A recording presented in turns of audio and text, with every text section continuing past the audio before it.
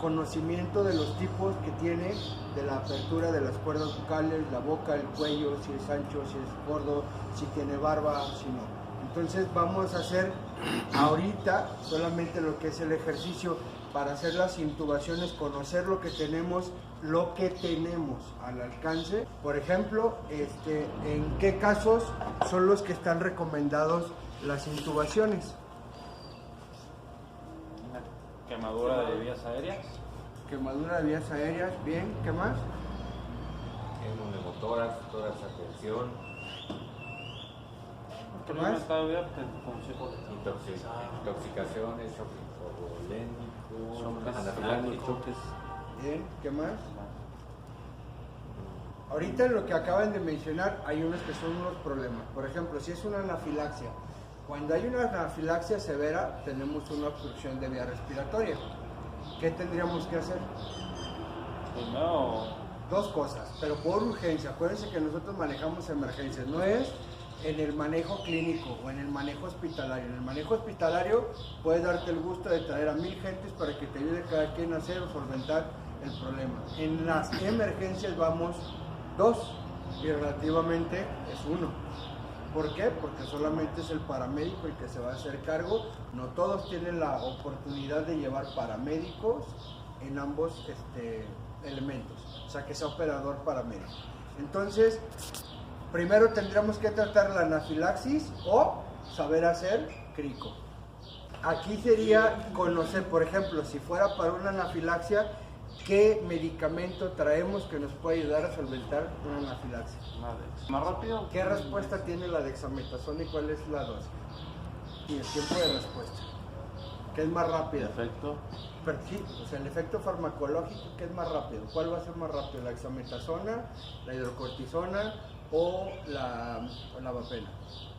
Digo, porque hay quien hasta clorotrimetrón le pone. Pero ¿cuál sería la que va a dar el efecto?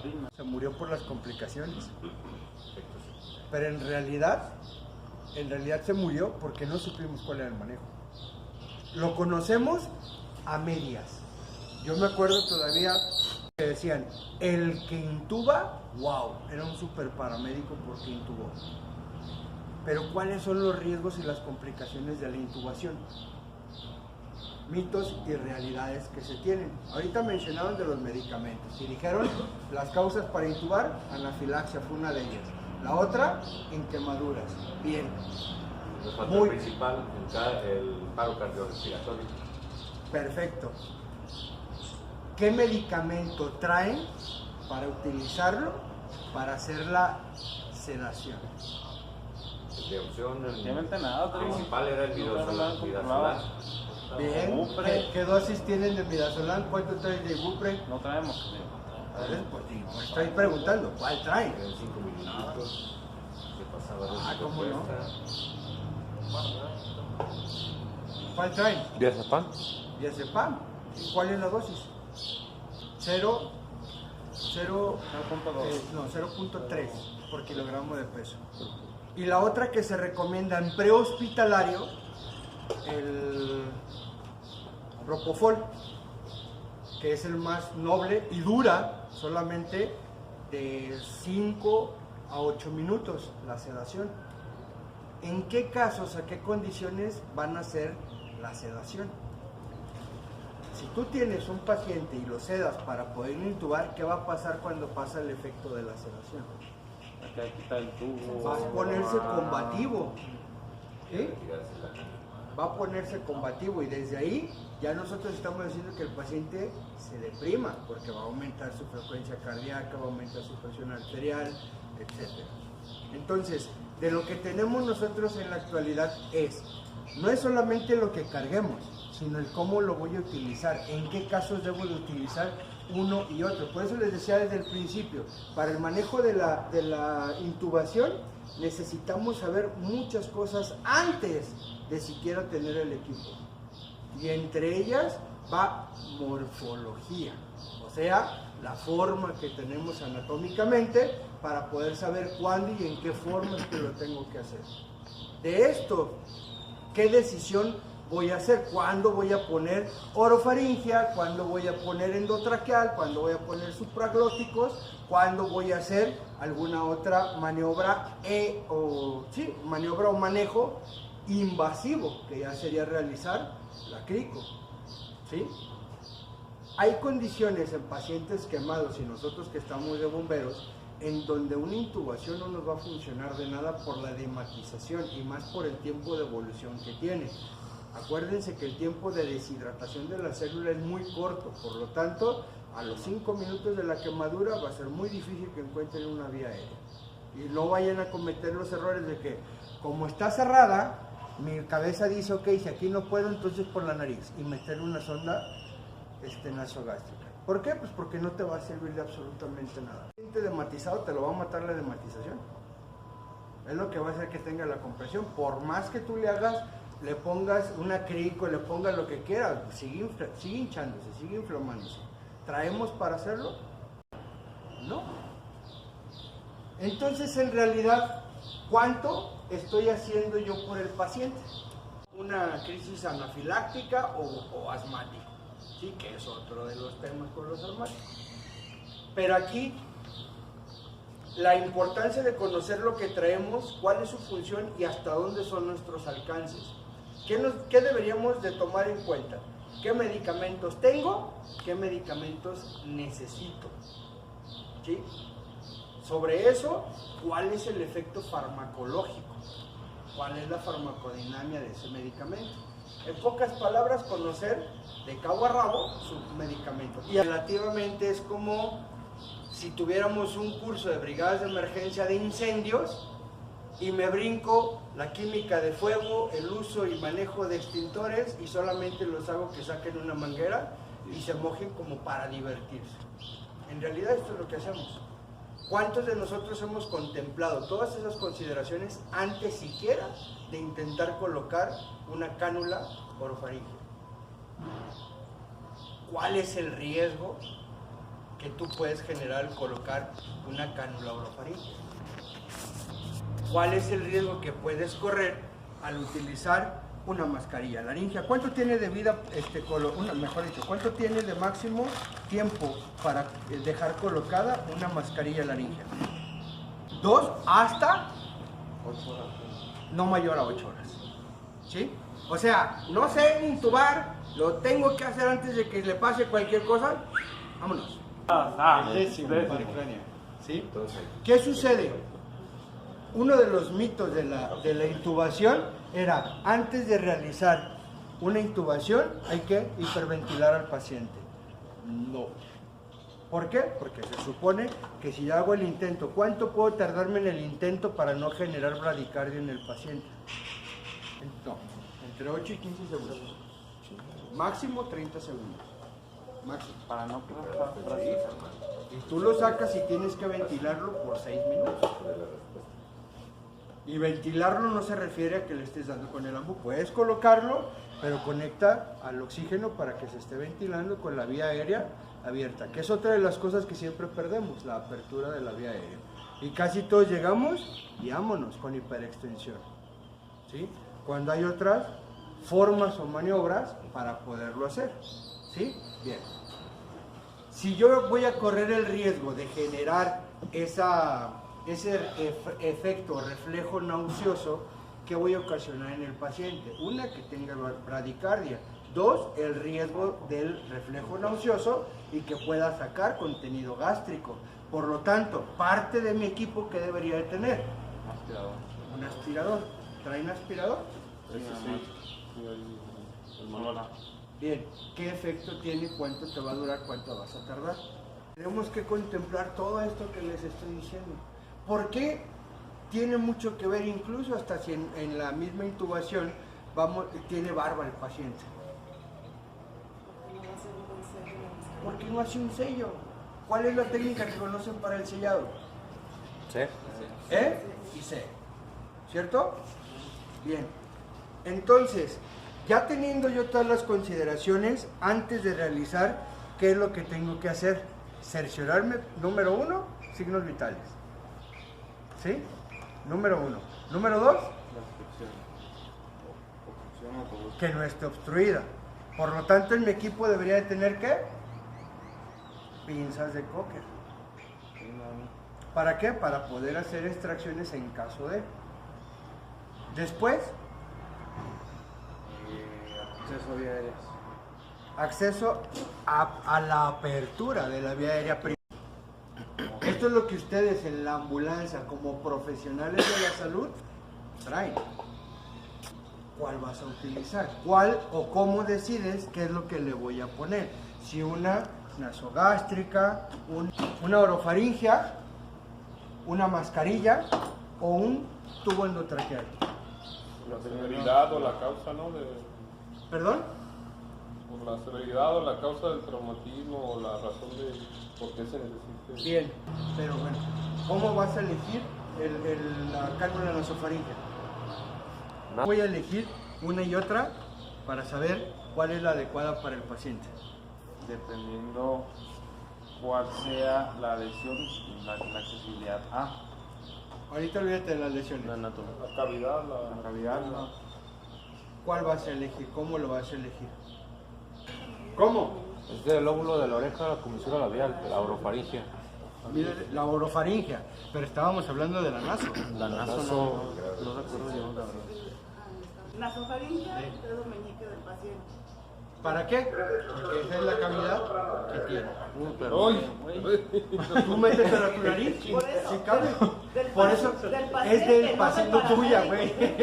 ¿Cómo eligen la mascarilla? esa por peso, ¿no? Dice de 50 a 70. Igual, 30, 50, adulto. Más aparte, Ok, tiempo. 50 a 70. Pero resulta que es chaparrito, pesa entre los 50 y los 70 kilos y tiene el cuello corto. ¿Cuánto pesas? no. Casi 100. Vele el cuello que tiene. Tú le pones una que sea para 100 kilos. No va a entrar ni siquiera. ¿Cómo lo van a medir? Sí, dice que con el dedo índice y el pulgar. Pues la mano del paciente, mijo. ¿Cuánto tienes que ponerle de aire o de centímetros cúbicos para poder inflar el émbolo o la mascarilla? Ahí está la jeringa. Creo que son como No creas, Medio dice de- y especifica, en la- todos los dispositivos especifica cuántos mililitros o centímetros cúbicos es lo que le de tienes 30 que poner. a 30 mililitros. A ver. O sea, le vas a poner dos de 20 más una de 10. A ver, Si nos dejamos llevar por el peso, ya vieron la complicación que vamos a tener. ¿Sí? Ok, ahora, ¿cómo van a medir el tubo endotraqueal para colocarlo? ¿Cuál es el adecuado para el paciente del tubo endotraqueal? ¿Sí? Es igual, más sencillo, que el grosor del tubo sea del meñique. ¿Ok? Del paciente, no tuyo. Del paciente. Entonces ya decides cuál es el tubo que le vas a poner y ahora sí lo vamos a colocar. Hasta dónde lo voy a colocar y cómo voy a hacer la fijación o sujeción del tubo. Y cuánto es lo que tengo que inflar el émbolo o el balón. ¿Sí? fue a 10. Son 10, ¿no? Son 10, en baloncitos son 10. ¿Es verdad o no que al momento de que lo pongamos, lo saquemos hasta donde tope? No, tampoco le vas a jalar. O sea, simplemente deslizarlo hasta donde sientas que topó. ¿Por qué? Porque si realmente lo jalo hasta donde topa, estoy haciendo un sellado. ¿Bien? Y una vez que está afuera, ¿cómo lo voy a fijar? Porque además de todo, acuérdense que tenemos que estar metiendo una sonda de aspiración. Ya aquí va a ser más difícil que metan una Yankauer. ¿Sí? Pero van a colocarlo de esa forma y así lo vamos a sacar. Un estándar aproximado en mujeres 7.5 desde 7 hasta 8 y en hombres desde 7.5 hasta 8.5 o 9. ¿De qué va a depender? Ahí sí vean el tamaño del cuello, no el tamaño de la boca. Si tiene cuello largo, como Quintero, como Alejandro, pues son Alejandro, ¿verdad? Colocar así. ¿Qué debo de hacer para colocar? ¿O cuál es la técnica para colocar cada una de las cánulas o de los tubos endotraqueales que tenemos? Se lubrica el lanazo, ¿no? En el caso del lanazo se lubrica poquito, ¿no? ¿Qué tanto es poquito? ¿Cuál es la técnica para lubricar? ¿Cuál es? Para empezar, todo el tiempo, guante, cubreboca. Nosotros, para protegernos y proteger al paciente. Una pequeña cantidad donde solamente, no es necesario que todo el tubo, solamente de la parte baja para poderlo lubricar y que no es excesivo. ¿Por qué? Porque después van a estarse obstruyendo ustedes la visión cuando estén con el tubo, con la hoja queriendo abrir la vía aérea. ¿Sí? Bien, esto es para Para la esofaringia, igual. ¿Y cuál es la forma adecuada de colocar? ¿Y cuál sería la posición de ustedes para poderla colocar? ¿Esta? ¿O pueden estar de frente? Frente, ¿no? Siempre y cuando el paciente nos toque a nosotros de frente en posición de olfateo. ¿Qué significa que un paciente nos dé posición de olfateo? Que esté frente a ti. No, ¿qué significa que cuando un paciente hace posición de olfateo? ¿Cuál es la posición de olfateo? Eso significa normalmente ¿qué? Dificultad respiratoria o falta de aire. O falta de aire. ¿Sí? Y además hace que la narina se abra. ¿Ok? Bien. ¿Cómo colocamos la cánula orofaringea? Primero ya lo chequé. Después, 180. ok. ¿Y hacia dónde se gira?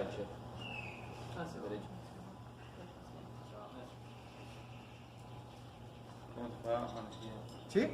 ¿Qué pasa cuando hace eso el paciente? No está bien posicionado. Exacto, no es el tamaño adecuado. La misma garganta te lo está regresando. ¿Cómo colocamos la mascarilla laringe? ¿Cuál es la técnica para colocar la mascarilla laringe? ¿Necesito laringo? No. ¿Qué voy a hacer? ¿Cómo la voy a colocar? Apertura de vía aérea. Posición. Ingreso.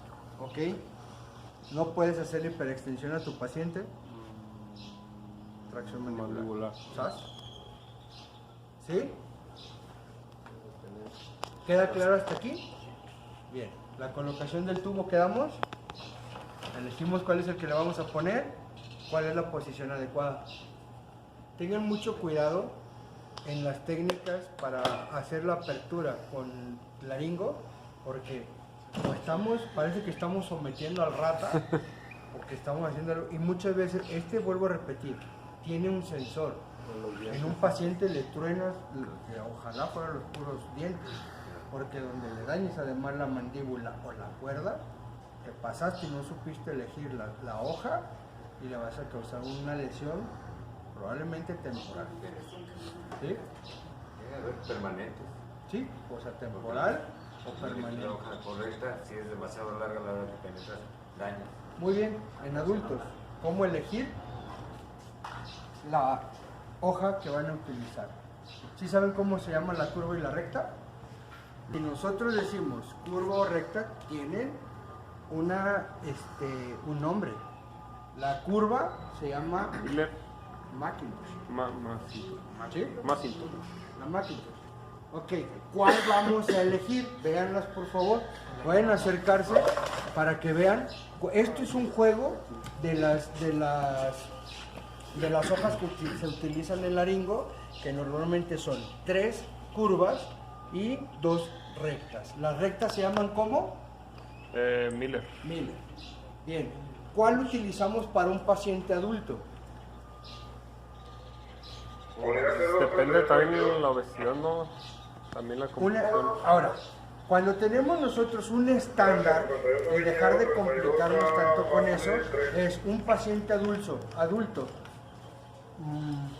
por llamarlo así, estándar o normal, vamos a utilizar una Macintosh número 3.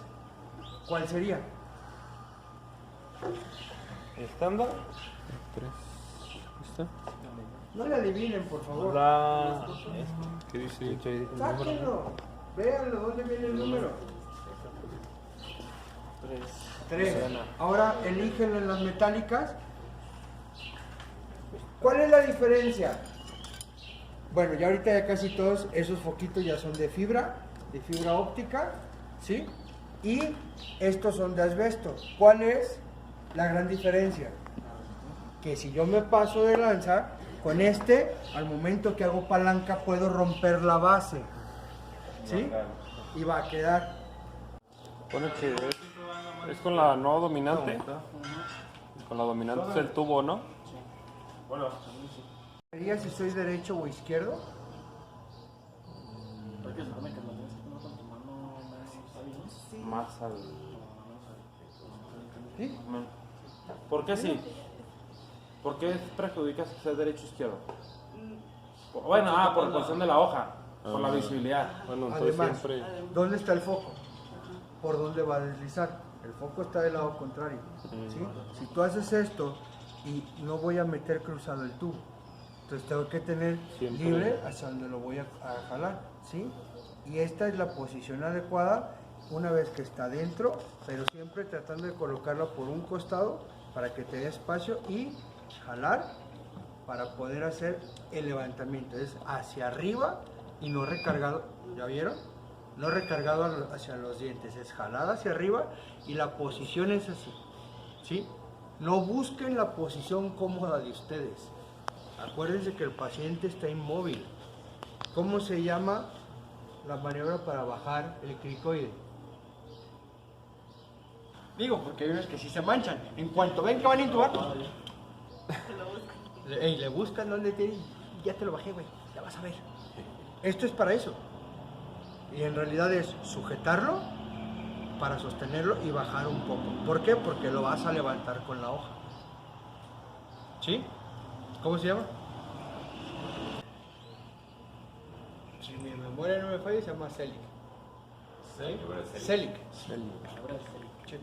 Para poderlo hacer. Esta es la misma postura que tú vas a sujetar o vas a colocar para poder sujetar el cricoide y poder hacer la incisión. ¿Sí? No se meten como Chanoc, plumas, ¿Cómo dijo? tubos, ¿Celic? Celic. ¿Sí? No se meten, se mete el tubo, obvio. Si él es un paciente estándar y llegamos que va a ser de 8 a 9 o de 7.5 a 9, no voy a buscar ese tubo para colocarlo, ¿estamos de acuerdo? Sí. Entonces busco uno que sea más corto. ¿Vale que lo pueda cortar? Sí, porque llegaría hasta dónde. Quedaría a un lado. Puedo llegar hasta algo bronquial y causar una lesión. ¿Sí? Y ahora, la técnica para hacer cricotiroidotomía ya es quirúrgica. No es tipo Chanoc, pásame el bisturí, le abro y vámonos. Y hay posición, hay técnica y demás. Y lo más fácil, mejor dicho, lo más recomendable nunca se haga con uno solo. ¿Es válido desplazar la lengua hacia la izquierda con el mismo laringo? ¿Sí? Y cuando visualizamos varícula, además de elevar el tránsito hacia adelante. Y eso va a ocasionar, que es cuando te ayudan a bajarla para que lo puedas ver. Por eso es que una parte es la que empuja la lengua hacia un costado para que deje descubierto, O sea, para poder lo deslizar presionas y el lo tubo. desplaza. ¿Sí? ¿Perdón? Presionas y desplaza. Sí. Siempre no te presionas. O sea, lo sujetas y bajas un poco nada más. Hay quien hace esto o hace esto para bajarlo. Y incluso este lo tiene precisamente para eso, para poderlo bajar. ¿Sí? Y ahorita que lo hagan se van a dar cuenta. Imagínate tú solo haciendo eso, pues no vas a ver, lo pásame el tubo para poderlo hacer. ¿Sí? Entonces, ¿dudas hasta aquí de cómo lo tienen que hacer? Desplazamos con el laringo la lengua hacia el lado izquierdo para despejar el área y poder nosotros meter el tubo. ¿Ok? ¿Qué es lo que vamos a ver cuando metemos el laringo? La epiglotis y las cuerdas bucales, ¿cómo las van a visualizar? Son como dos. Así. Como una V invertida o punta de flecha. Si el paciente, esta es otra de las cosas, cuando yo voy a intubar, el paciente puede que esté respirando o jadeando. Por lo tanto, ¿qué sucede con las cuerdas bucales? Sí. Van a comenzar a vibrar. No, no, cierras. Si yo estoy pique y pique y pique y pique, ¿qué voy a ocasionar? Voy a lesionar las cuerdas vocales. Además de que lo puedo ocasionar que lo sangre. Es muy común que dice, chin, no la tiene, y lo saca y lleno de sangre la punta. Vean, está biselado. Y todavía, pásame un gancho de la ropa. Le pongo una guía. ¿Sí? ¿Qué sucedería con esto? Pues que si yo lo llego a romper o si se me llega a salir de más, voy a perforar y voy a lastimar yo al paciente. ¿Sí? ¿Estamos de acuerdo? Bien. El uso del estilete, ¿cuándo se recomienda? ¿Cuánto vamos a meter? Bueno, sí lo recomiendo, pero con vía aérea difícil, que es otro rollo. Chaparritos, gorditos, que incluso tienes que hacer luxación de mandíbula para poder manipular. Ahí sí. ¿Cómo se hace una luxación de mandíbula? ¿Cómo? Ahí corres el riesgo de fracturarla. La más sencilla, ¿cuál es? Dedo pulgar, sujetas de la barbilla y jalas hacia arriba y hacia el pecho. Bueno, en este lo pueden sentir fácilmente. Vean. ¿Sí? Ahí está luxada ya. ¿Sí? No es difícil. Digo, si está gordito le van a hacer el paro porque le van a poner ligas como 3-4 meses y queda vivo y va a estar bien flaquito. ¿Sí? Puro juguito le van a dar. Las decisiones para hacer las intubaciones, ¿en qué momento lo pueden hacer?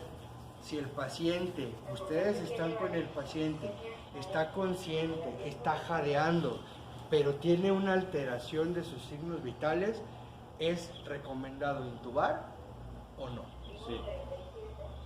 Sí. ¿Sí? ¿Cómo? ¿Está consciente? Sí, bueno. Tú estás platicando con él y puede que tú lo estás viendo qué condición tiene, está diaforético, sudando frío, está pálido, está con dolor, tú le ves la expresión de dolor, pero le preguntas, ¿qué tienes? Me duele un chingo la panza.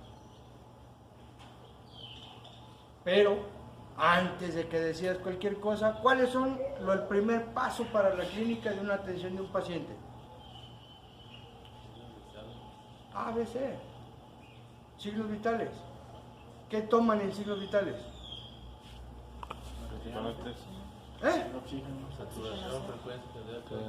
Presión arterial, frecuencia cardíaca, frecuencia respiratoria, saturación, glicemia. Aunque la glicemia no es un signo vital, nos puede generar unas complicaciones gruesas y sobre todo en pacientes que vamos a intubar. ¿Sí? De eso van a decidir qué es lo que van a hacer. Ahora, pausa ahí. Tiene tu paciente, te dicen los familiares o los amigos que consume drogas. ¿Qué tanto nos perjudica en una intubación? Sí, por el fármaco que puede llegar a meter, ¿no? ¿Cuál fármaco? ¿Está drogado?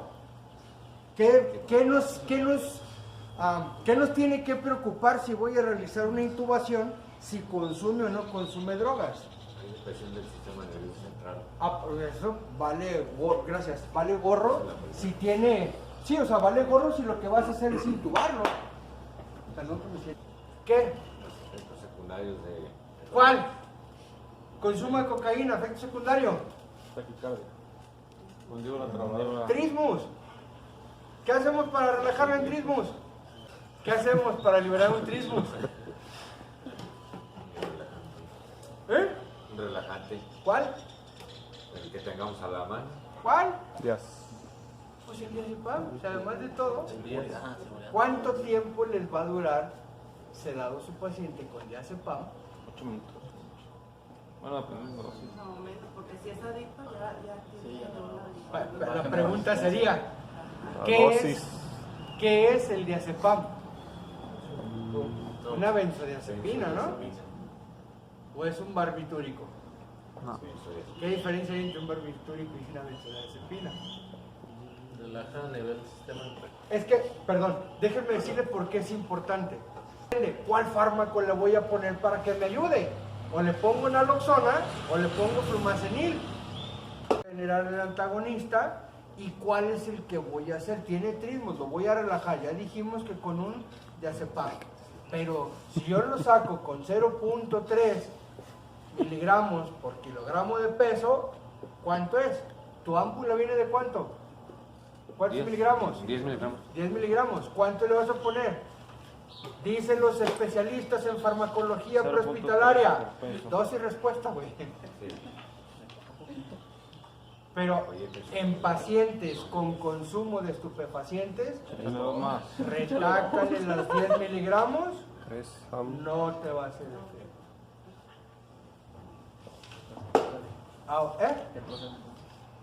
Es dosis y respuesta, pero para esto, si tú sabes, por eso les preguntaba, ¿cuál es la diferencia entre barbitúrico y benzodiazepina?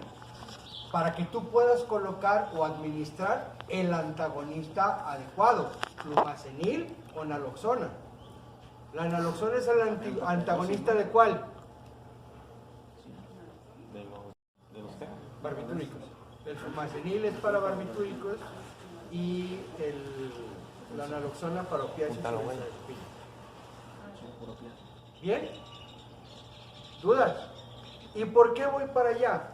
Porque cuando nosotros vamos a colocar, por ejemplo, una sonda nasogástrica, ya dijimos que le vamos a poner gel.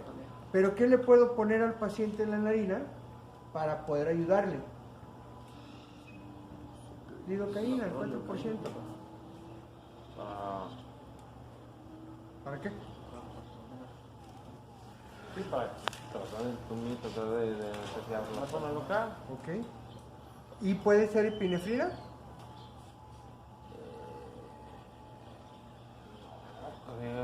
A ver, ¿de cuánto es tu lidocaína?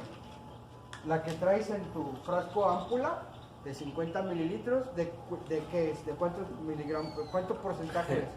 Al 1 al 2%. La de 4%, ¿qué tiene?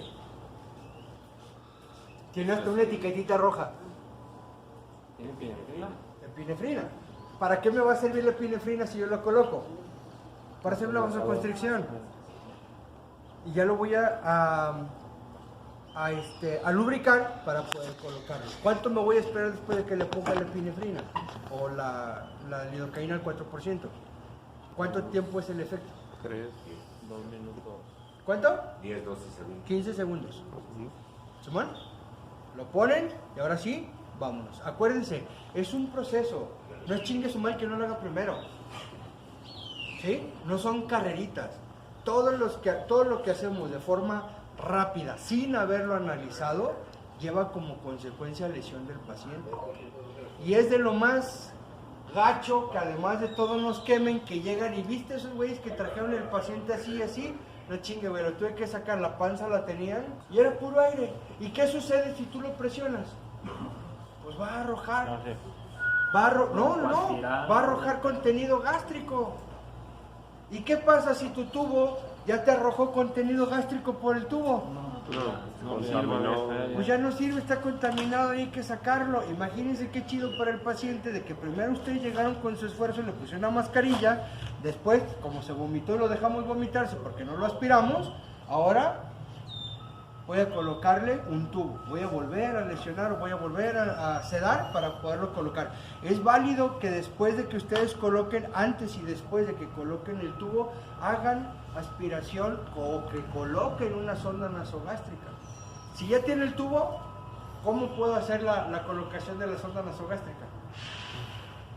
Fácil, es el único hoyo que va a tener abierto. Y que yo no lo veo y que no puedo manipularlo porque cuando lo meto está topando, unas pinzas de cocker, lo encamino y le empujo. Y hago que tenga una bolsa para que tenga retorno. Pero le tengo que colocar, ¿qué? ¿Cuánto? ¿Cuánta solución? Si el paciente está llenito, en cuanto caiga, va a tener contenido gástrico. Si no, 20 mililitros de agua, lo inflama y va para afuera. Eso va a evitar ¿qué? Que te tape, exacto, que te tape tu línea o tu vía y tenga una broncoaspiración. Menor a 8, 3 es obligatorio. ¿Eh? Piso medio. Y que no tenga lesión o trauma facial o cranoencefálico. ¿Sí? Bien. ¿En qué casos vas a colocar la sonda nasofaringea? Perdón, la cánula nasofaringea. Cuando no tengas. Si tienes tubo, coloca mejor un tubo. Asegúralo de... Exacto. No tienes comprometida la vía aérea, colócalo. Si tú tienes todo lo demás, ponle un tubo. ¿Sí? Hemos visto pacientes con trauma accidentados que llegamos con la cánula ya puesta. El supositorio dice que todos los pacientes con trauma evites o tengas mucho cuidado el intubar. Pero sí se puede hacer. Pero en qué, no, lo tienes que hacer. Pero en qué casos vas a utilizar la hoja recta. Que quedamos que se llamaba ¿cómo? La hoja recta se llama Miller. ¿cómo? Miller. ¿En qué casos la vamos a utilizar? Entonces, en obesos, Tiene que ver con la complexión o también en En los obesos, así como los vemos con la papada por dentro tienen grasa. Que es cuando les digo, utilicen, si no se puede, van a tener que luxar. ¿Sí? Esto que ustedes sienten, aquí esto nos lo está indicando, el paciente no te lo va a decir. Pero ¿qué pasa además si al momento de estar manipulando rompo las piezas dentales? Va a causar una obstrucción de vía respiratoria.